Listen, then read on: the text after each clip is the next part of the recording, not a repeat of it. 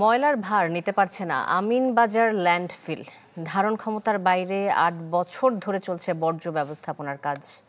অদক্ষ ব্যবস্থাপনায় নষ্ট বর্জ্য শোধন সক্ষমতাও এতে মারাত্মকভাবে দূষিত হচ্ছে পরিবেশ। ঢাকা উত্তর সিটি বলছে আপাতত বিকল্প কোনো ব্যবস্থা নেই।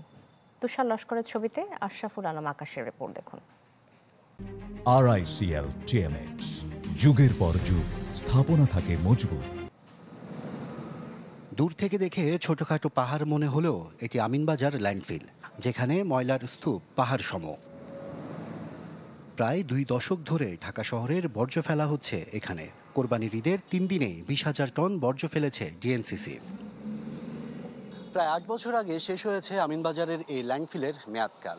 এরপরও ঢাকা উত্তর সিটির প্রায় 4,000 টন বর্জ্য প্রতিদিন ফেলা হচ্ছে এখানে। ফলে সৃষ্ট তরল বর্জ্যগুলো ছড়িয়ে পড়ছে আশপাশের ডোবানালা ও নিচু জমিতে। বিকল্প ব্যবস্থা না থাকায় পরিত্যক্ত এই ল্যান্ডফিলে চোরাতালি দিয়ে এখনও কাজ চালিয়ে নিচ্ছে সিটি কর্পোরেশন। আমাদের এই ল্যান্ডফিল অনেক আগে থেকেই পরিত্যক্ত, তো সেই ক্ষেত্রে আমাদের জীবনের রিস্ক নিয়ে আমরা ঈদের আগ পর্যন্ত আমরা কাজ করার চেষ্টা করছি, শতভাগ সেবা দেওয়ার চেষ্টা করছি।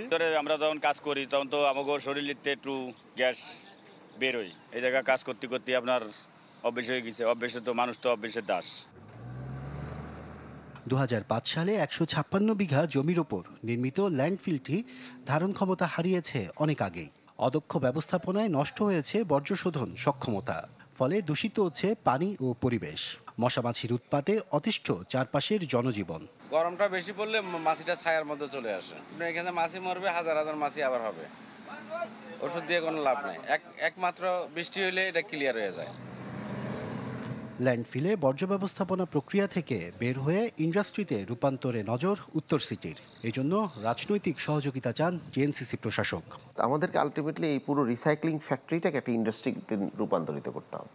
Definitely landfill base, STS base এই ওয়েস্ট ম্যানেজমেন্ট থেকে বেরিয়ে আসতে হবে, সেটা আমি মনে করি। এখানে অনেকগুলো চ্যালেঞ্জ আছে। এই চ্যালেঞ্জগুলোকে মোকাবেলা করতে আমাদের লিডারশিপ এবং রাজনৈতিক লিডারশিপদেরকে এগিয়ে আসতে হবে। কারণ আমিনবাজার ল্যান্ডফিলের পাশে আরও 50 একর জায়গা নিয়ে আপাতত ধারণ ক্ষমতা বাড়ানোর কাজ চলছে বলেও জানান ডিএনসিসি প্রশাসক। আশরাফুল আলম আকাশ, চ্যানেল 24, ঢাকা।